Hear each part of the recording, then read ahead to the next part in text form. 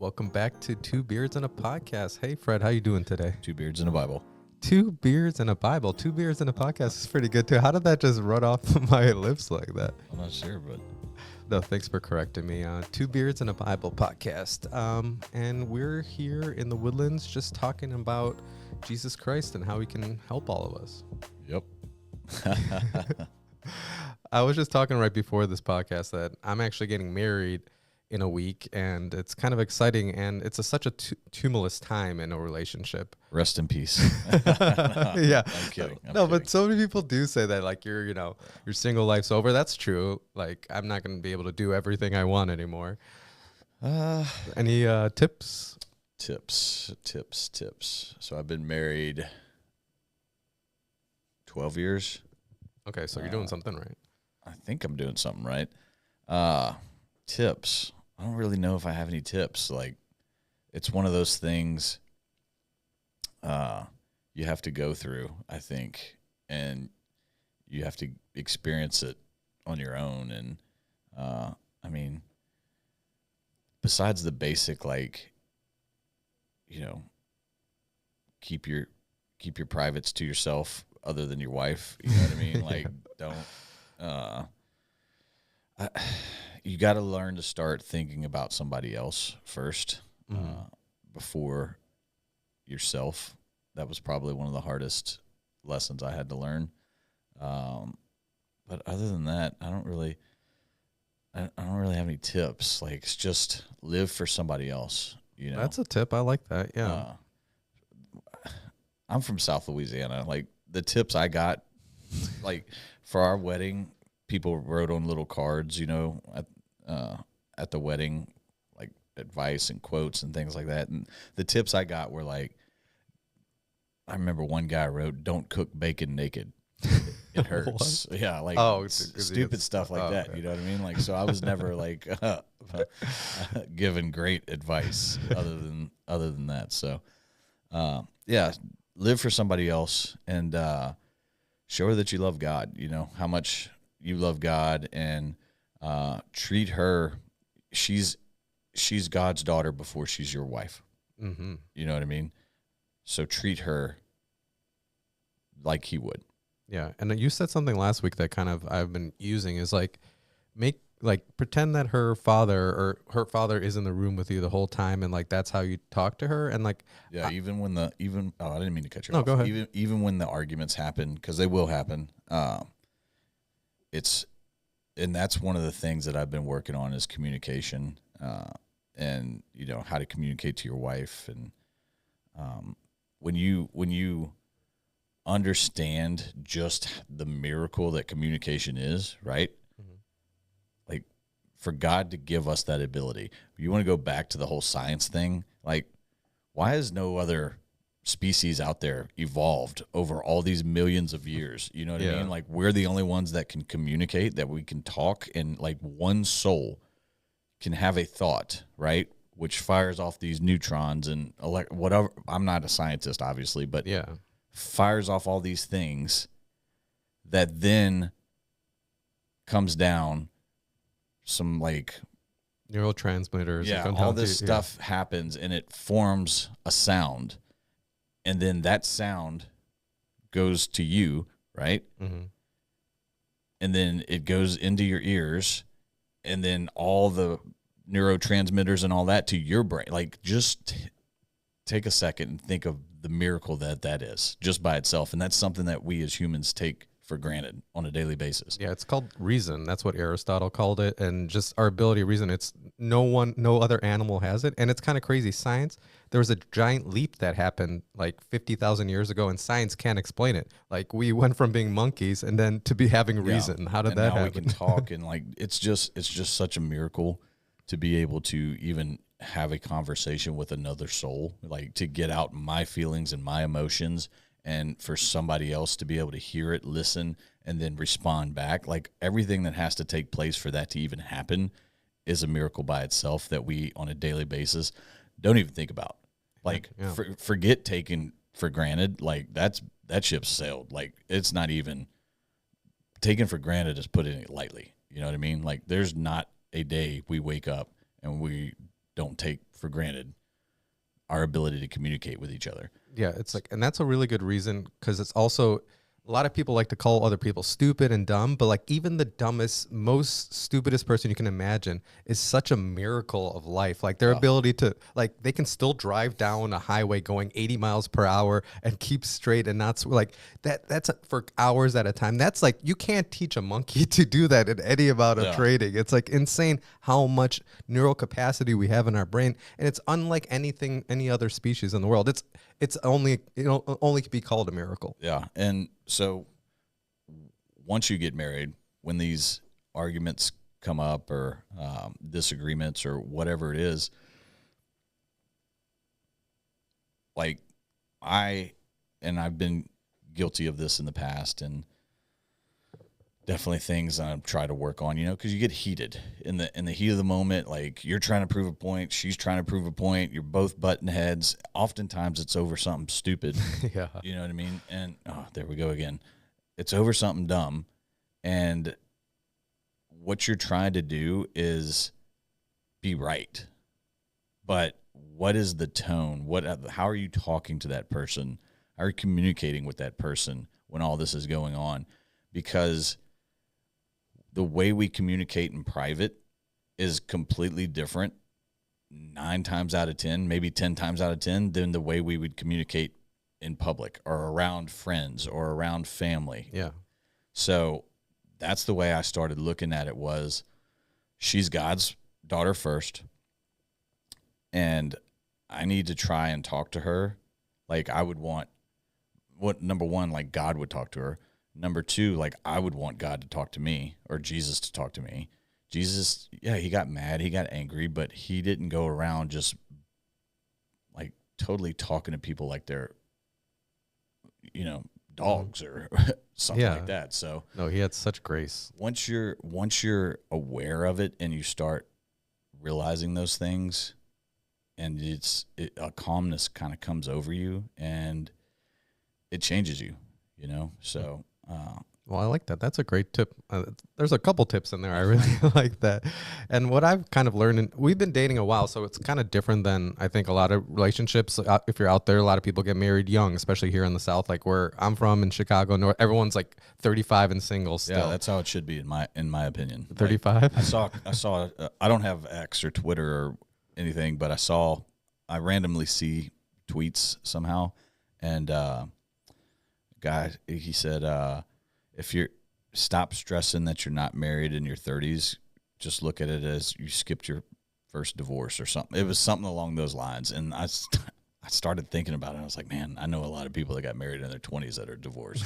So like, I wasn't ready to get married in my 20s. I would have been divorced. Yeah. I had a lot of growing up to do, even in my 30s. Yeah, same. So it happened for me at the right time. And I think I did get married in my 30s, but yeah, I might have been like 31 to 32.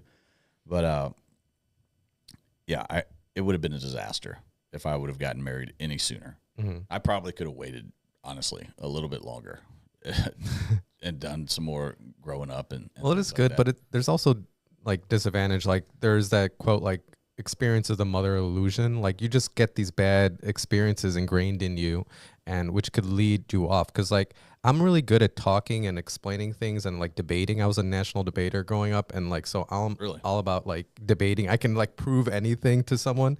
So it's really tough because like it's hard for her, because I am. I always have a logical explanation for everything, where she's like that's not how she talks. Yeah. So what I've learned is really good is instead of like just lecturing someone and like telling what to do, what is good or what is bad, just lead by example. Yeah. Just do the examples that Jesus told you to do, because it does say in the Bible that we need to be like Jesus in our family. We need to be the shining example. We need to be the one with grace. We need to be everything Jesus does. We need to be that in our family.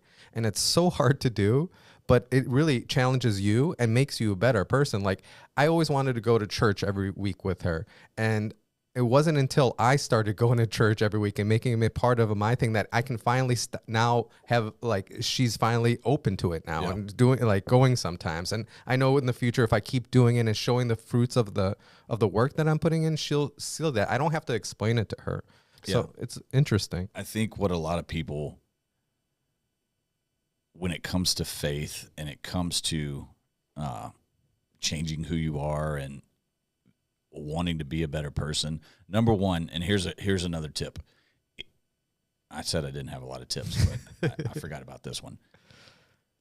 And this doesn't just go to you and getting married next week. It applies to everybody, and it's not just about faith. It's like, if you want to change anything about yourself for the better, be a better person, be a better Christian, whatever it is you want to do, you have to do it for yourself, not for somebody else. Because the second that they show that they don't appreciate it or they don't notice it, or they want to get back at you, you're going to fall back to your old ways. Mm-hmm. So when I decided, like, I wanted to be a man of God, a real man of God, I did it for me. I didn't do it for my wife or my kids, or like, that was a byproduct of it all, was that they're going to get a better version of me and I'm going to show them the right way. But I did it for me, because if I'm sitting here waking up early every morning and studying the Bible and praying and all that, and my wife doesn't notice it, and I'm trying to impress her, or I'm trying to get her to appreciate me more, and she doesn't notice it, well, I'm going to be like, what the heck? And I'm just going to go back to old Fred. Yeah. So do it for you. Start with you. And the biggest thing is, and I feel like this is so important for Christians, don't act like a Christian, right? Because acting is what? Fake. Yeah, you're pretending to be something. Mm-hmm. Go do it. Go be it. Go to be a real Christian.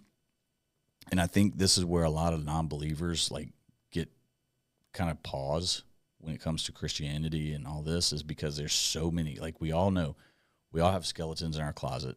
We all, have things we're not proud of. But to be a true Christian, and especially when you start putting out podcasts and you start doing all this other stuff, like, you literally have to live above reproach. Right? Yeah. Mm-hmm. It's so hard to do, because you have to say, like, I'm giving up that life. I'm giving up everything that I knew, because I believe so strongly in this that it's worth dedicating my life to. And I can't live a life. Nobody wants to be a hypocrite, mm-hmm. right? And I think that's one of the biggest issues, is the holier than thou people, Yeah.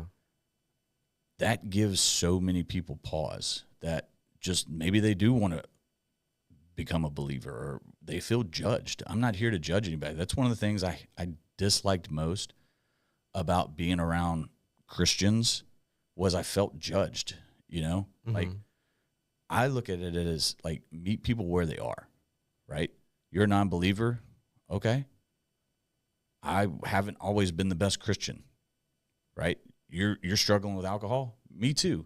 Yeah. That's why I had to remove myself from it. That's why I had to limit, like, stop making people feel awkward and like they've got problems and you don't. Well, it's important to differentiate, I think, because you're totally spot on. It's that no one likes being judged. No one likes being called a hypocrite, especially if, by someone that you think is like holier than thou. Yeah. Like, no one wants to do that. But it's also important to live like Jesus. And Jesus didn't just let demons be demons. He's like, oh, just be a demon today. It's okay. Yeah. It's okay. Just spread your evil. It's fine. We have to be strict. Like, there's a paradox of tolerance that Popper said, that, like, the more tolerant you are, the more intolerance comes. Yep. So that's, I think, what we're really struggling with society as Christian. We're kind of too tolerant of intolerance, too tolerant of demons. Like, we have to differentiate those parts of you that are bad. That's not you. You are made in God's image. The parts that are bad are you are corrupted by a demon. We have to differentiate and stop attacking the person as a whole and kind of separate them too. Because I think that's a real big thing that no church is really talking about. And then you also have to understand, like, I took a picture of the story I made yesterday because I wanted to get it right. But the more you intentionally pursue actions that lead to humility, compassion, and kindness, the more those traits will become a natural part of your life. So, meaning the more that you're actively trying to display Christ-like qualities, Yeah. it just becomes natural, and it's not an act. That's a real good point. Yeah. Anymore. You know what I mean? Oh, sorry, y'all. Sorry. I'm still working on We it. should just call this a You Know What I Mean podcast. That's two. Yeah. Hey, that's actually Then a it's really easy. good idea. So anyways, you just naturally, it becomes who you are. Mm-hmm. And it's not the act that turns people off. And because people can smell a fraud a million miles away. Mm-hmm. And there's nothing worse than going and trying to talk to somebody about Christianity and just feeling like they're looking down on you. Yeah, that's the tough part. And that's what I don't want this to ever be. Like, this is hey, you're struggling with this.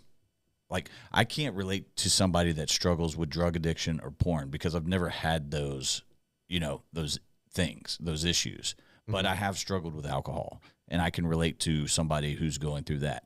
And there's somebody else out there who has struggled with drug addiction or porn or infidelity or whatever the case may be. And it's no reason to look down on somebody. It's, hey, God took us through those struggles so he could reveal himself to us. That's really it's up to you at that point, whether you want to live a godly life or you want to continue down that path. Mm-hmm. So he's putting us in a position to make decisions with free will, right? Yeah. But knowing that there's other people out there who are on this journey who are just like you is what's important, because when you think of Christianity, you think of perfect people, right? I think of when I was younger, like, my pastor never did anything wrong, mm-hmm. right? He's just this perfect human being. Oh, wow. Yeah, that's not right. There's so many people that think like that. Yeah. I was just like that. I look at other people, and I'm probably in my late 20s, early 30s, still thinking that way. Like, I could never be like them. Yeah, it's important to say that we can sin and we're infallible. But there's a lot of scripture. There's scripture that help us with all these things, because I always kind of was on the inverse. Like, I wasn't like religious at all, and then I was the one judging like Christians for being holier than thou. And it was like a revelation to me when I read the scripture. Like, I always thought we're not supposed to judge as Christians. That's not a really correct thing. And I think I mentioned it before, is that when we judge, we're going to be immediately judged back. So make sure that you're okay being judged if you're judged, is another way. Because as like a lot of people out, it's a basic truth of reality too. Because this opened up a lot of people's eyes of, like, it's just the truth that it's in the Bible. As soon as you judge someone, you open yourself up to judgment. So, like, when you judge Christians for being holier than thou, that's a judgment right there you're making. That's a judgment people make on Christians immediately. So immediately you can be judged for being Christian or for being atheist or something like that. Yeah. So if you don't want to be judged, or don't judge Christians, is another way. And you'll see that no Christians are going to start judging you. Well, or that goes with truth of any kind of sector or anything. Like, as soon as you start judging someone, people are going to start judging you right back. I think what a lot of it has to do with is, as a society, especially in America, we have a lack of love. And that's just flat out, that's just how it is. Mm-hmm. There's no debating this. We don't love like Christ did, right? Somebody cuts us off in traffic, we hate them. Somebody's sports team is better than us, we hate them. Look at all the videos that are just full of hate on social media, politics, dividing us, making us hate half the country. I know, it's so crazy. Insane. And it all starts with love. And when you just can start looking at things and not judging people by their sins and I'm not saying this as like you can sin and not be judged. I'm saying have grace when somebody sins instead of wishing their downfall, right? Like, there's so much of that with competition and with social media, comparing, my life to their life and keeping up with the Joneses and why are they doing better than me? That's a good point. Because basically, There's no love anymore. You're saying there's enough judgment going around in the whole world. Like there's not enough compassion and grace and love. Correct. It's almost non-existent. Like we love our family. We might love our friends depending on what season we're in with them, but for the most part,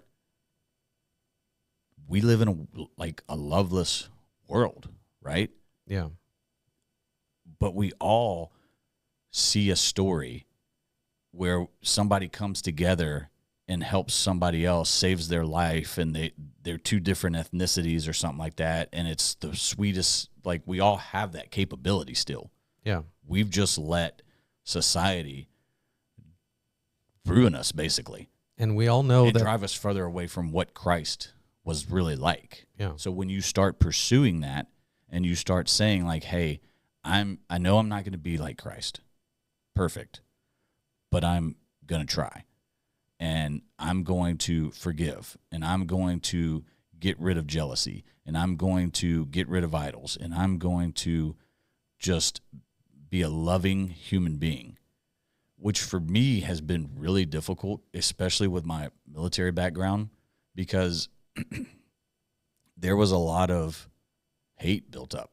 It's hard to look back on it and think like, dang, somebody shot at me and wanted to kill me, and I think I'm supposed to forgive them. Like that's crazy talk. Yeah. It's like we would have our pre-mission meetings, or I'm having a brain fart right now, but briefs, and we'd go over this is what we're going to do in this instance. This is what we're going to do if this happens, and like it's just common talk around a bunch of infantry dudes. Like, hey, if this dude gets sideways, let's dust the MFR off. No, yeah, that's a different way. And you come up with terms to dehumanize them, like Charlie and different. I don't know what. Now I'm having to say like that was a part of my life, but that's not me, and that's not who I want to be. It's, hey, that guy that threw a grenade at my head and nearly blew me up, I got to forgive him. I've got to forgive the people that killed friend. Yeah. How do you do that? And that's been one of the biggest struggles for me, is having to change basically a lot of what was programmed into me and realize like there's too much hate in the world. We need more love. Yeah. And as an infantry guy sitting here saying this, it sounds crazy. Like I know it sounds crazy. You can't operate an army like I'm supposed that, to be though, hard. Yeah. And I think a lot of people misjudge me because now a lot of people have no clue I was even in the military, much less in the infantry with, 2 tours, all this type of stuff. Because of the way I carry myself, because of the way I talk, I'm not an aggressive person. That doesn't mean that I wasn't, I've just had to reprogram myself and understand like I was getting too far away. Yeah. That's really interesting because I was reading the Byzantine Empire, like Constantine, he was the end of the Roman Empire. He came to Jesus, the emperor of the Roman Empire, and then he made everyone be Christian. And he couldn't get the army to fight for the next 100 to 200 years because they're like, I can't kill. That's what Jesus said. Yeah. I'm not supposed to kill the person shooting me. So they had to hire mercenaries to do all their fighting because they couldn't get their standing army to fight. And maybe that's the right way. If we were all like that, right, there would be no wars. That's true. There would be no wars. But people have been struggling that for 2,000 years. It's kind of crazy. It's the same struggle we've had since then. Well, I think you don't necessarily... It was... I mean, this is 10... Well, I got out in 2011, so this has been a while that I've had to. I wasn't the guy I am back then, right? I couldn't probably sit here for however long we've been doing this podcast without dropping an F-bomb or something. A lot more alpha than I am now. I'm probably more beta than anything. You know what I mean? Like, oh, there we go again.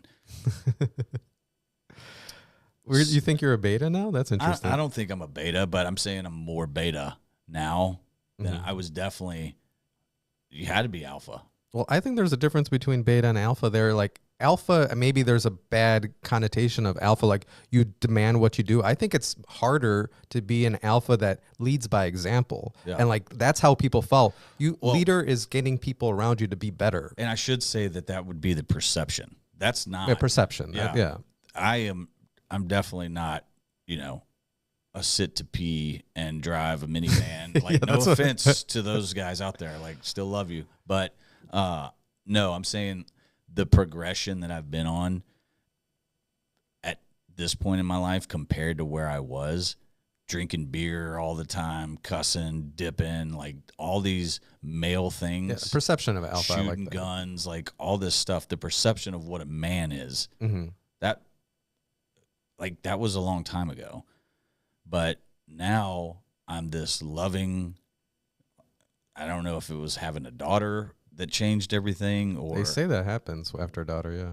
What happened, but I just see things differently, and it's turned me into a different person, and it's been a struggle because of where I was, if that makes sense. So I say all that to say this: we need more love. Yeah, we 100%. And if I can say this from where I've come from, then others need, like, you have to see it. You have to see, like, you can't scroll Facebook without seeing videos of fights and like all these things that are just getting sensationalized now. Where's the love? Where's the like? That's what I want to see. I want to see good things. No, it's important, especially because I think Jesus was the alpha. He was the biggest alpha there ever was, because we're still talking about him 2,000 years later because of how he made the world and how he like led people to God.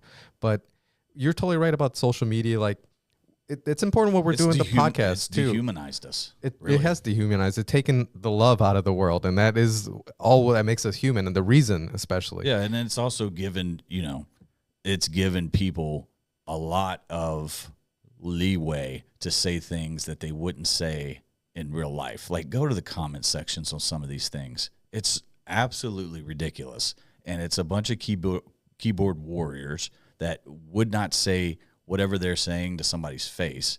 And when you just step back and you look at it, you're like, what are we doing? But the thing is, why are we doing this? It doesn't get much worse than it is right now. I can't see it because, like, I was watching White Lotus. Lord help us if it does.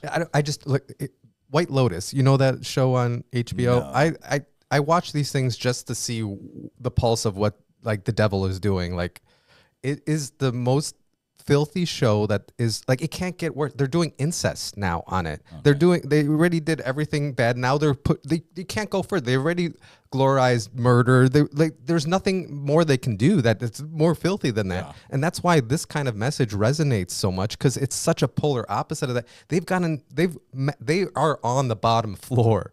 I don't know how much worse you can get than like incest, or like that's already worse than anything like Sodom and Gomorrah did. Like, they never did incest. I think it's a sad time we live in, and it's even funnier.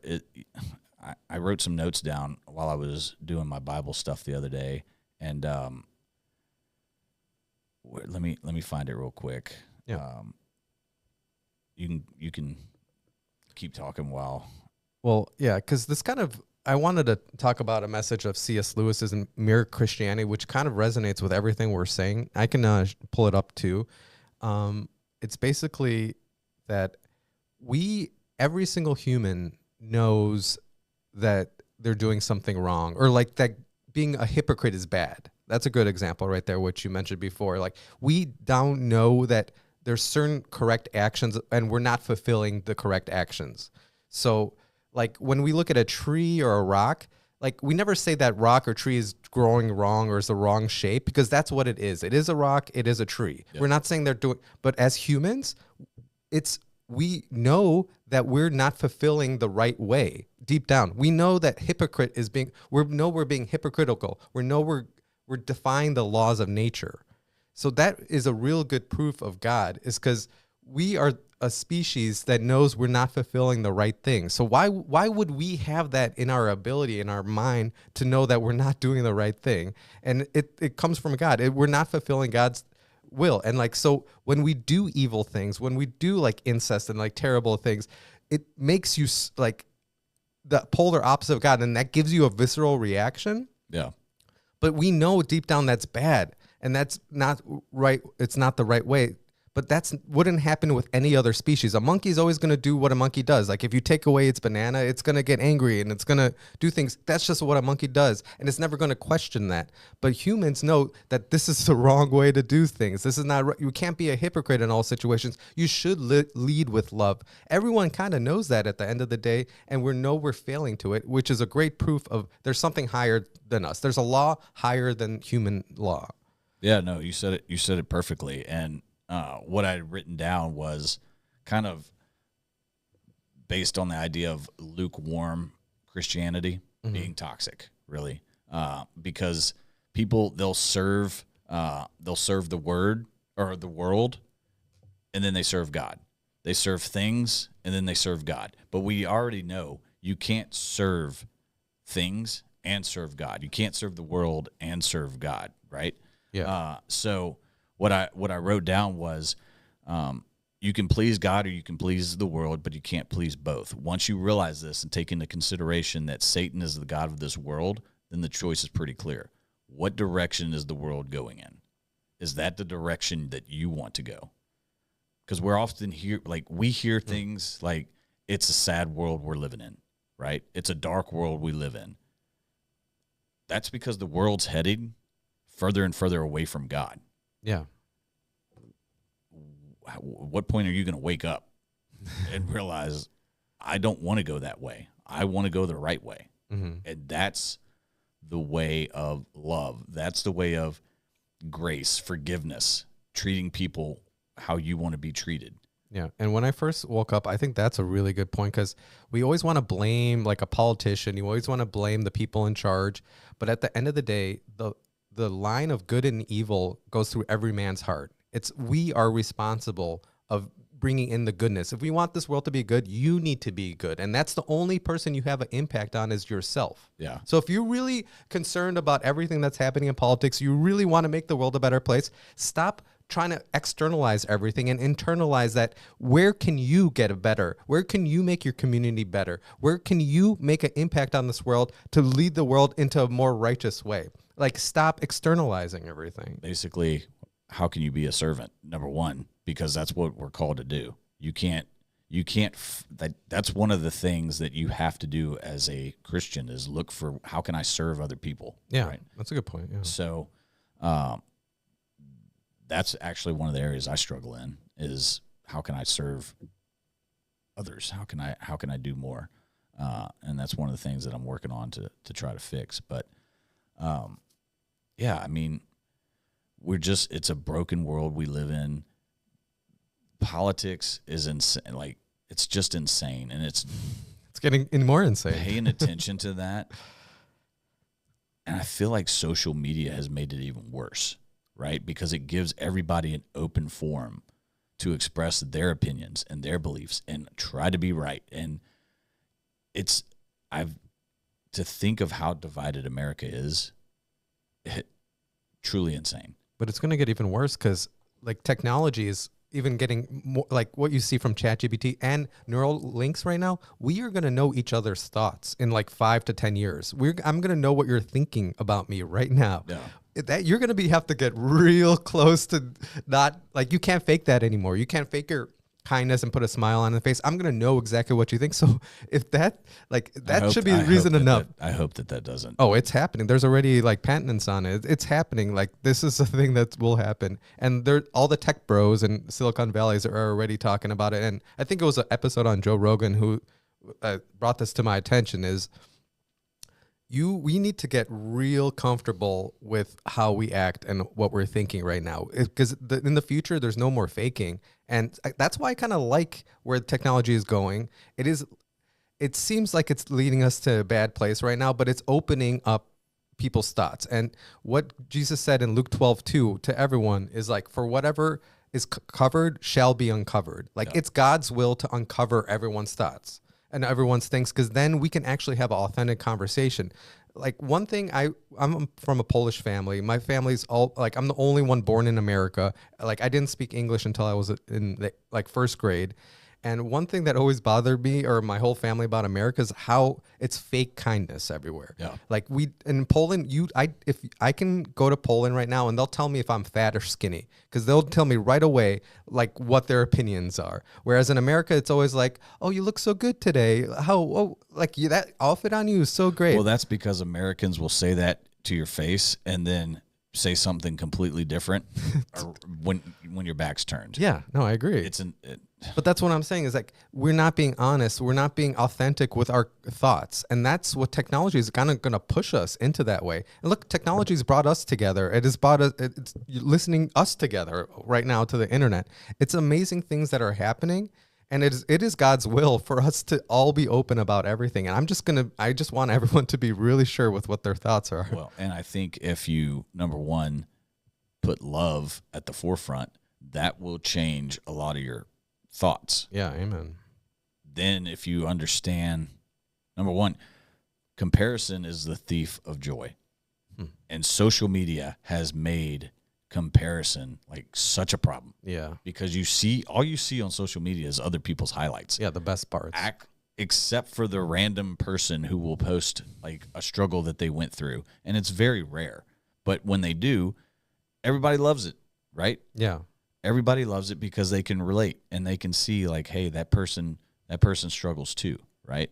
And this is something that I've been thinking about for a little while, is that we truly don't know what everybody's going through, and we just assume that, hey, that guy that's making $1 million a year must be nice, like his life is perfect and all these other things. But what you don't know is that he just last night was snorting cocaine off of a stripper's booty while his wife and kids are at home.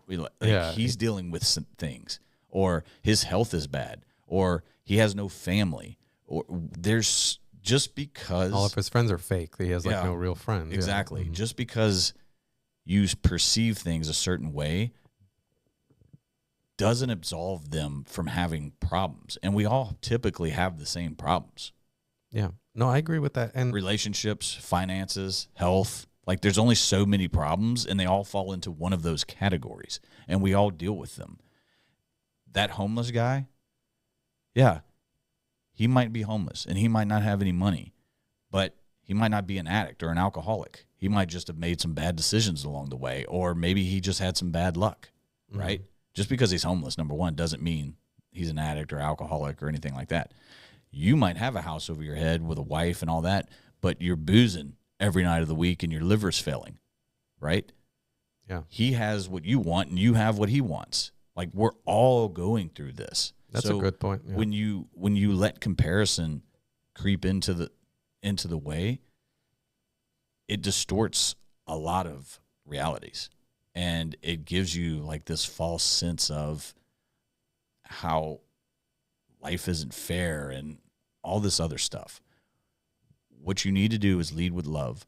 Stop letting comparison get in the way and just start modeling your life like Christ in a way that is authentic and becomes natural with repetition. The more you do it, the more this is who you are. Yeah, it doesn't take any more thought. Correct. And then as a man, you bring this into your home and you're showing your wife and kids that this is how to live. And then that spreads out into society. Yeah. And then it spreads like a snowball. Like we can have such a big impact like on ourselves and then on our family and then on our outer circle friends. Like when I quit smoking, I think 3 other people in my friend group quit smoking because it revolves around it. Like it's such an important thing because it's where we have an impact. We focus all our energy on stuff that will never, on people that we'll never talk to, people we can never have a conversation with, people we can never impact, and we forget about our own heart. It's kind of crazy. And sitting there arguing with people on the internet about politics or sport, like there's just so much going on in the world to distract us from God. Yeah, really. Everything because it turns you into it. It literally turns you into a bad like a mean, hateful person. Like you're just sitting there for hours debating politics on Twitter. Like, what are we doing? Oh, and then I don't have time to take a walk and, take care of my health or read the Bible. Like, and you wonder why you have anxiety because it's like you're arguing with leave that 1,000 stuff, people. Yeah. Leave that stuff alone. Like, maybe there's a small chance that you change somebody's opinion or you win an argument on Twitter. But at the end of the day, what are you really doing?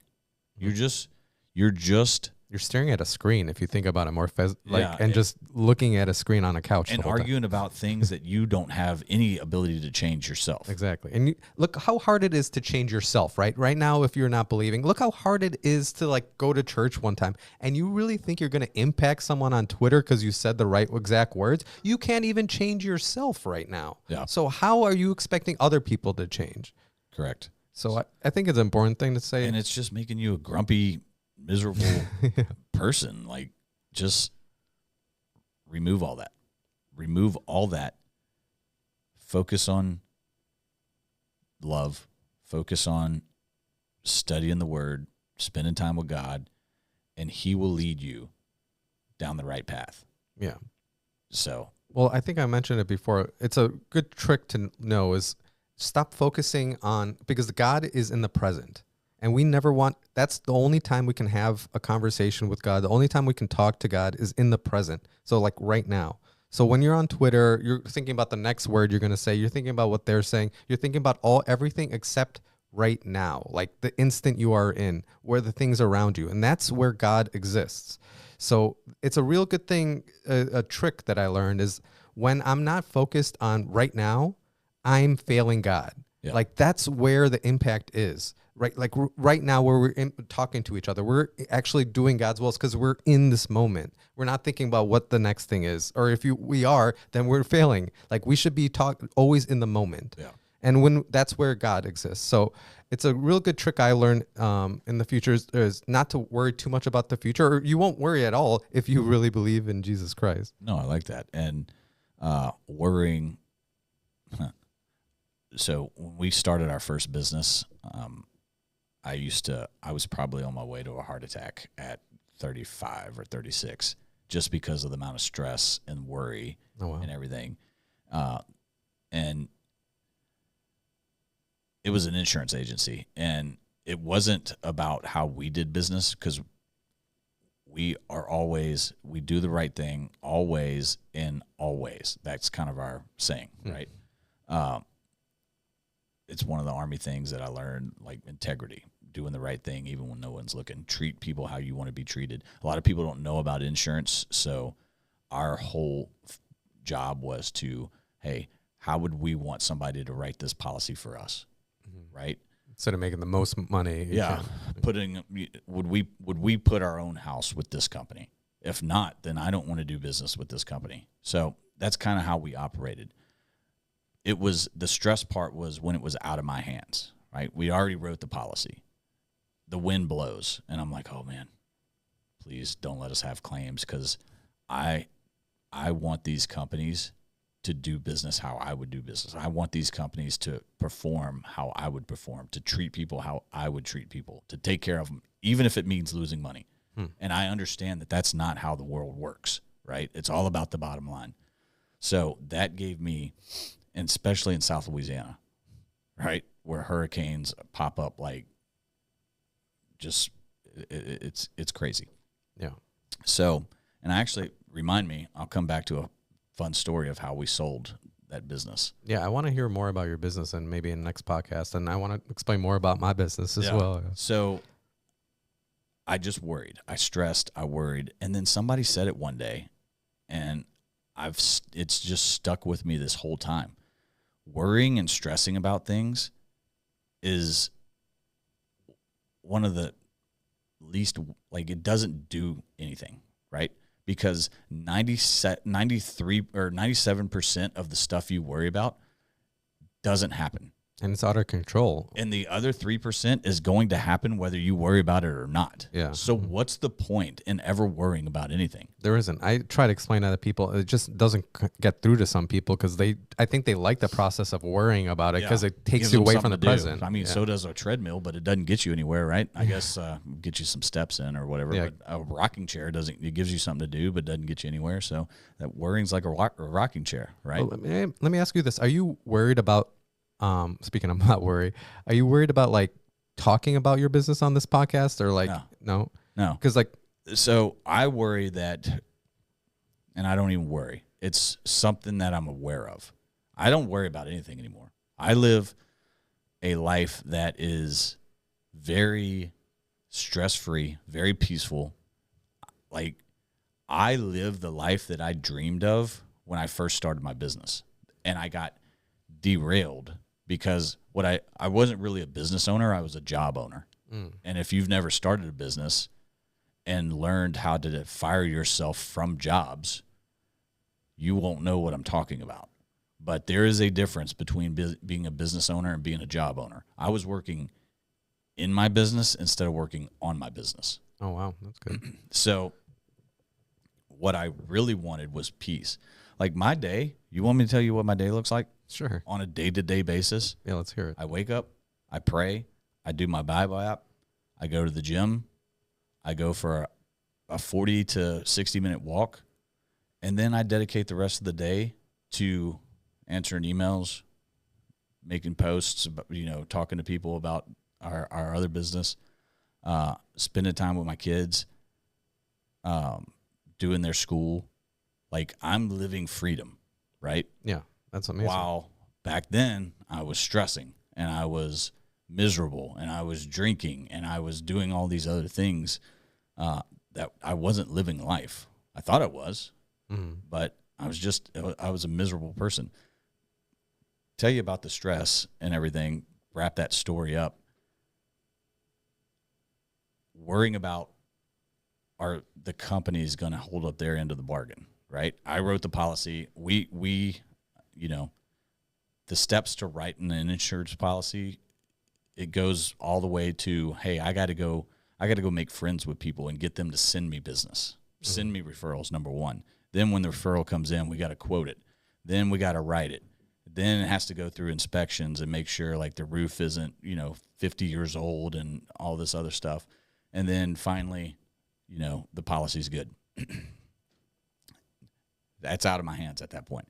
Now it's in the insurance company's hands, and I just have to hope that they hold up their end of the bargain. So all this stress, every time it rained, every time the wind blew, every time a storm was coming in, hurricane season was a terrible time for me as a worrier and a stressor. Oh, wow, yeah. December 2019, I woke up one day and I said, hey, I don't want to do this anymore. I think we should sell the insurance agency. By January of 2020, January, I think 27th. A couple months later. A month later, we sold. We had closed and sold for 7 figures. Oh, wow. We know what happened March of 2020. But what a lot of people don't know is my insurance agency was located in Lake Charles, Louisiana. I think it was August or September of 2020. Category 5 hurricane hit. Destroyed our hometown where my insurance agency was. Oh, wow. How do you think I would have handled that? You would have been a wreck, right? From everything that I just said about the stress and how I deal with things, and companies are going bankrupt, and like all this stuff was like a month later, another hurricane hit and did even more damage. But God saved you, right? God gave saved me. The Holy Spirit talked to you and realized like you wouldn't. And I didn't even know it back then. Yeah. I didn't even have a clue. But it's such a miracle that we have this Holy Spirit, this intuition inside of us that can lead us. But then we're like, let's not listen to it's not real. Like I can't even imagine what I would have done if I would have, because it's so hard to build something. When we started the insurance agency, day one, April 1st of 2014, it was worth $0. There was not a single customer. I didn't buy an agency. I didn't, it was worth $0. Mm-hmm. 6 years later, it's worth 7 figures. But to get to that point, it had to grow, right? And it created a very nice income for us. Yeah. Very nice. And when you grow something from nothing and grow it into a very nice income that puts you in the top 1%, You get scared of of losing income that. earners, it's your baby. That's why I tell people I created a job, because we didn't want to let anybody else mess this up. But to let that go for a lump sum it wasn't an easy decision. It was easy, but it wasn't. But it was the right decision. It was the right decision. And I cannot imagine where I would be as a human being right now had we not done that. That's great testimony. It's scary to think about. It really is. Scary to think about. So, well, it happened for the right reason. It happened exactly how it's supposed to. I asked the question because a lot of people, I think, struggle with not being they have a misconception of being humble.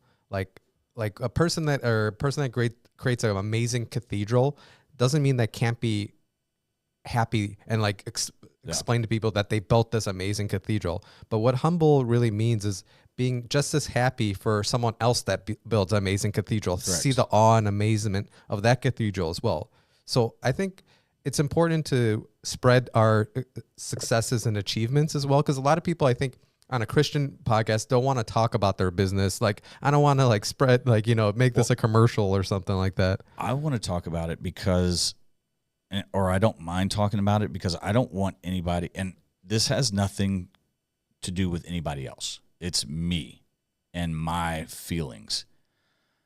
I feel led to do this, right? I've got other businesses going on, and if this ever creates one penny, I want it to go to God. I don't I'm not in well, this. It will eventually, because we're going to die with nothing. I don't want a single penny from this. If it ever, I'm not saying it will. I'm just saying that's not my reason for doing this. I've got other sticks in the fire, right? Yeah. I don't need to do this. I feel led to do this. So that's why I don't mind talking about business and things like that. And what I really would like to start talking about is the entrepreneurial side of Christianity and why, I feel like the wrong things as an entrepreneur are being sensationalized on social media and For all sure, that. no And doubt. like I said, I don't have Lamborghinis and all that in the driveway to show people. I mean, I guess I could, but it's not what I want, and it's not where my focus is. But that's not sexy, right? Yeah. But there's not many entrepreneurs out there who wouldn't like to have a day like I have every day. Exactly. And I think it's a really good message to leave on, because it's important to be humble, but not to rob yourself of your successes. And let me tell you about that real quick. It is best to humble yourself, because when God humbles you, it is not going to be an enjoyable experience. So humble yourself first before he does. I've learned that the hard way. That's a good point. But my point is also that just be in awe of other people's successes, not just your own. When you can start seeing other people's success and other people's what they've built and be just as happy for them as you are for your successes, I think that's the definition of humble. Yeah, and I saw this. There's a guy that I guess takes, and I guess it's funny that today is opening day of Major League Baseball, but he takes pictures of home plate when a team hits a walk-off, wins on a walk-off, and you see all his teammates semicircled around home plate, cheering and ready to welcome him home. And he said that he does that because that's what he envisions walking into heaven being like. Oh, wow. And it was really powerful. But to take that a step further, what if we cheered for, when love is at the center and love is what you're focused on, what if that was our reaction to everybody doing everything good in life. And it should be. It will crushing be. it. You know what I mean? Like just being happy for somebody else. Hey, great new house, man. Instead of being jealous, 'cause that's our first instinct is to be jealous. Why did they get that and I don't? Why is their business surviving or thriving and I'm not? Why is their marriage so wonderful and mine's not? Celebrate that. Welcome. Be happy. Like and then learn from them too. Like, what are they doing well? It changes your life. It does. When you start like acting like that, or not acting is not the right word. Yeah, when you start living like that. And it's all about decentering yourself. It's all about living as Jesus Christ and giving him all the glory, giving him all the worries, and he'll do the big picture stuff. We just have to focus on the day-to-day and our family. Correct. So I think that's the right way. It's the truth. Yeah. So hopefully people understand that there's nothing fake about any of this, and this is not anybody's welcome to this podcast and welcome to this group. And in the future, I kind of want to start talking about like church, and because I still don't have a church that we go to, and I watch church remotely, but I'm missing that small group. You know, and I kind of hope that that's something that we can build through this is, hey, maybe it's okay for you to have a remote church. If you're really clicking with the pastor and what he's saying, but it's 50 miles away, 100, 1,000 miles away, you should still be able to watch that. But you need that group of like-minded individuals that you can connect with in person. There's just something about you have to be in person with 3 people. That the Bible says it really too. The pastors are great. The sermons are great. I did it for years, and it led me on my path as well. But there's so many different. There's a church project that started here in the Woodlands. Have you heard of that? Nuh-uh. It's all about churches in your living room. Like you have small little groups, and you just talk about the Bible. That's literally how the churches began, and that's what spread Christianity throughout the world. So that could I really want to get into that. Because at the end of the day, the church isn't a place.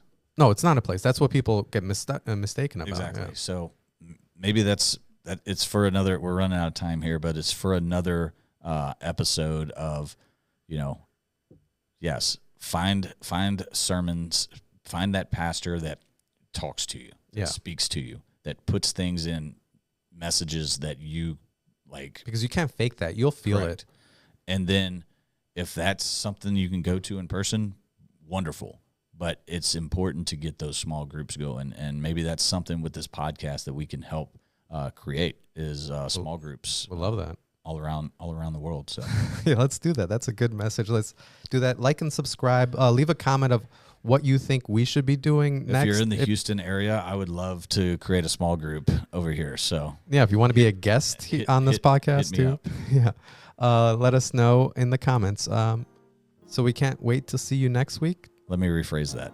Houston's very big. If you're in the Woodlands, North Houston area, because it could be like a 2-hour. I'm not trying to drive to Baytown to do small groups, but if you're in the North Houston area and looking for a small group to start or something like that, hit us up. All right. Until next time.